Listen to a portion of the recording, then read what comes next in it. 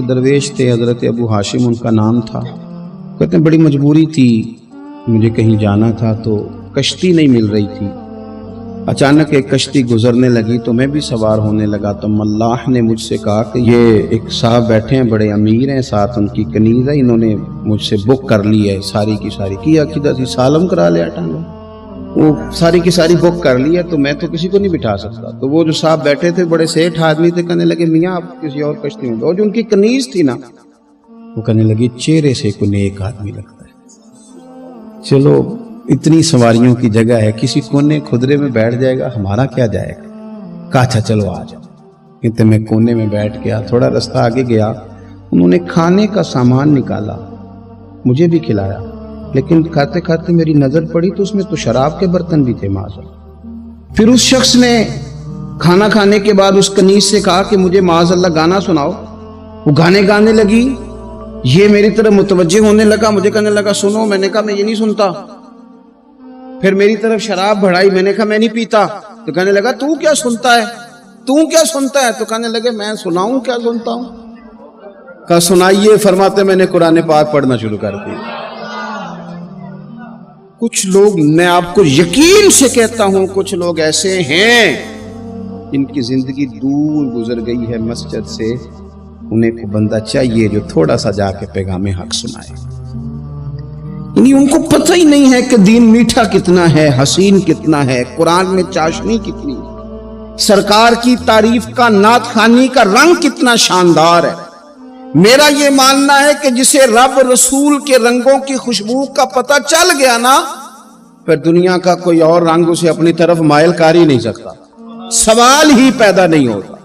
کچھ لوگوں نے سونگا نہیں ہے, آئے نہیں ہیں, قریب نہیں آئے.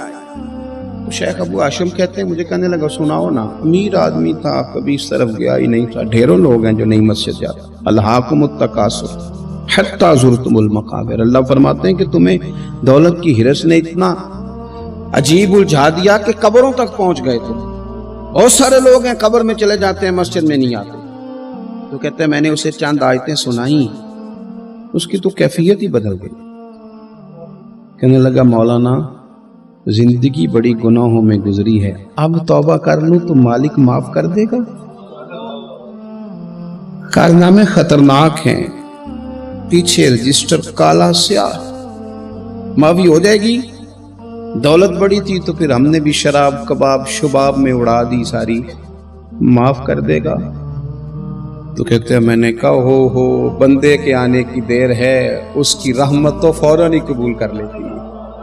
ویسے بھی عدل کریں تے تھر تھر کمبن, اونچیاں شانہ والے تجھے فضل کریں تے پھر تے بخشے جامن میرے جے منہ کالے.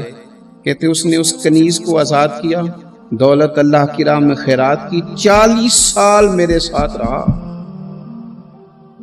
پھر میں نے اس کی زبان سے سوائے خیر کے جملہ نہیں سنا. ایک کی بات کرتا تھا, کہتا تھا شیخ کاش آپ مجھے تھوڑا پہلے مل جاتے, زندگی سے یہ گلہ ہے کہ تو ذرا دیر سے ملا ہے. پہلے مل جاتے نا تو شاید میری زندگی کچھ اور دن بن جاتے, تھوڑی دیر اللہ والے کی صحبت. آپ فرماتے ہیں پھر وہ 40 سال کے بعد میرے سامنے انتقال ہوا, میں نے ہی دفن کیا, میں نے ہی قبر میں اتارا, جنازے کا اہتمام بھی میں نے ہی کیا. میرا یار تھا, دل لگ گیا تھا, پیار ہو گیا, میں پریشان رہتا. ایک دن خواب میں مل کے مجھے کہنے لگا فکر نہ کر, میں نے اپنے رب کو بڑا ہی مہربان پایا ہے, میں نے اسے بڑا کریم پایا ہے, معاف کرنے والا پایا ہے, درگزر کرنے والا پایا ہے. اس نے فضل فرما دیا, میرے گناہوں پر اس کے عفو و درگزر کا قلم چل گیا ہے, اور میرے حق میں جو فیصلہ آیا ہے وہ رحمت والا ہی آیا ہے.